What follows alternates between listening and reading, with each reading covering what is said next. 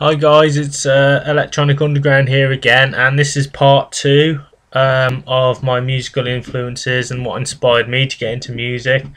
And as we left off last time, yeah, I was talking about Human League and Heaven 17 and ABC, and I went to that tour, and once again was blown away because of listening to Pet Shop Boys. I got into other electronic music as well, and just watching Martin Ware on the synthesizer and Glenn Gregory singing, and they did Crushed by the Wheels of Industry live, and it was just fantastic. That arrangement it stands up, and I sort of think they should release that because it's brilliant. But I actually found out that Martin Ware doesn't play. He can't read music, but the sounds that he creates, he's got a great deal of music inside him. And that's the sort of approach I sort of took, even though I was learning classically, because I'm sort of classically trained and still am learning.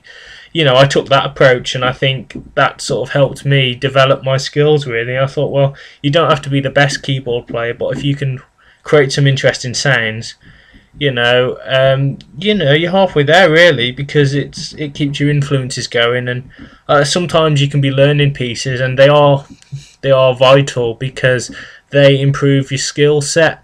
You don't realise it at the time, but you're putting chords together and your hand-to-eye coordination's improving, which is something I have problems with anyway, but it sort of improves that. It's brilliant.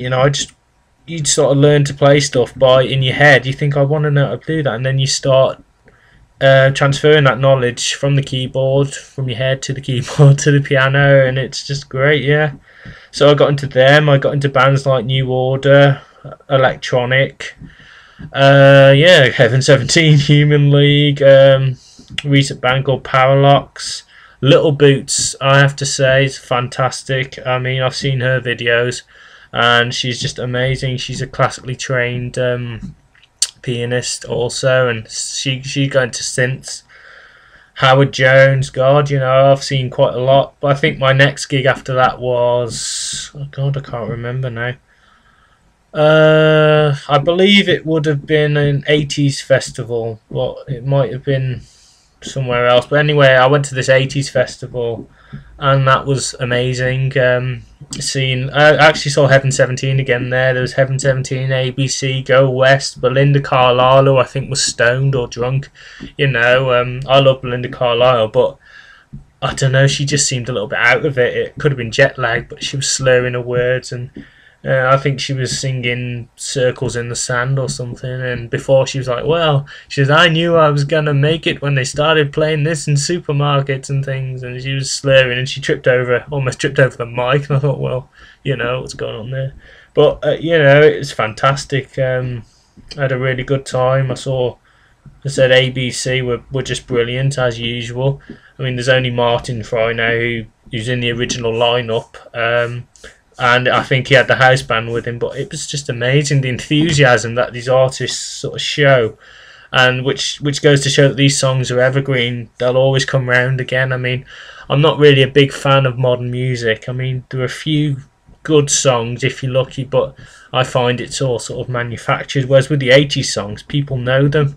People can identify with them because to me, they're meaningful, so they can sort of pinpoint a moment. Well, particularly in my life, I remember certain songs I heard, oh, that's what I was doing when that was around, And yeah, it's just really, really inspirational. I got to see the Human League again. They were the headline act.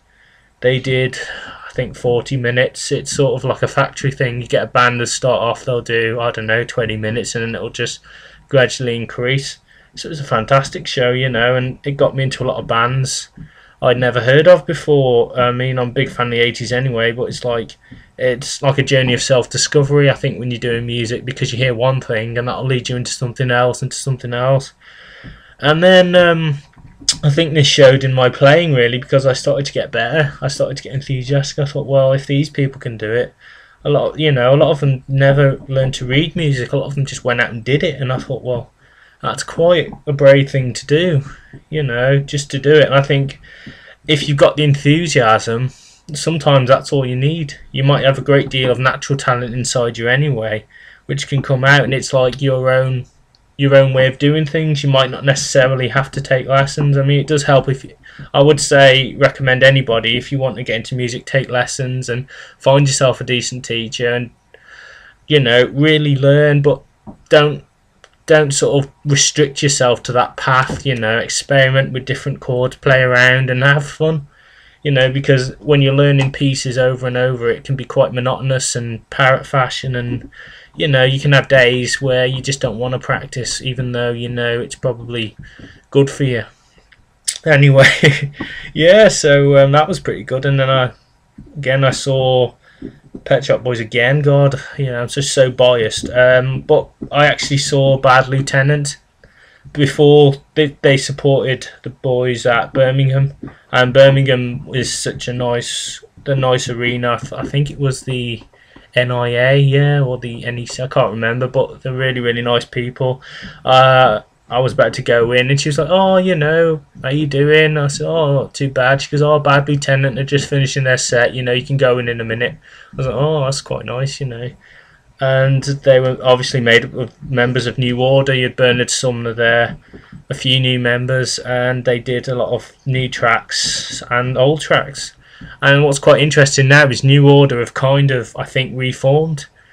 So, which I think is a good thing, because New Order were just amazing. I mean, what come out of Joy Division, really, and Bernard Sumner. It all happened at the right time, because an instrument came out in the 80s called the Fairlight, and something else I can't see. And basically, you could sort of replicate sounds, you could create new sounds. No one had ever seen anything like it before. And Bernard Sumner would sort of program the Fairlight himself, and he'd come up with all kinds of different songs, and very sort of imaginative. So yeah, that sort of got me into them. It got me to, again, all kinds of different music. I mean, my inspiration now, and it comes out, I think, when I play, because I sort of think, well, if they can do it, then so can I. And I think that's very important. But self-belief is also important, but again, that can be pretty difficult. So yeah, I went to see them. I think I went to see a few more. I went to see Howard Jones at the Robin 2 in Bilston, and that was quite amazing watching him. He was just an acoustic tour, but he actually adapted his songs, on a piano, and watching his fingers fly across the keys was something I'll just never forget. It's just amazing, and he actually brought a synthesizer out and said, "Oh, I must have loaded the van wrong," plugged it in and started playing with the synthesizer with his little box thing. I thought, wow, that's incredible. Very innovative. So yeah, there's a lot of sort of influences there. So yeah, that's pretty much it, really. What I just wanted to share with you how I got into music, because I want this electronic channel to grow. I'd like to do more reviews and get more hits and stuff, and eventually get enough subscribers together, and maybe do some hints and tips for fellow musicians. But as I said, the channel's in its early stages, but I'd really, really appreciate your support and feedback. I'm very sort of self-aware anyway, and I've noticed that a lot of my last videos was very sort of, I think, fast-paced, because I'm sort of new to this. I'm sort of watching the time as time goes by, so I'm thinking, I've got to fit this in, I've got to fit that in. So it's getting better slowly. I think practice makes perfect, really. So yeah, so again, thank you very much for watching this video, and email and subscribe if you like it. Let me know what you think of the video, and I'll have another review up soon. Thank you very much. Peace.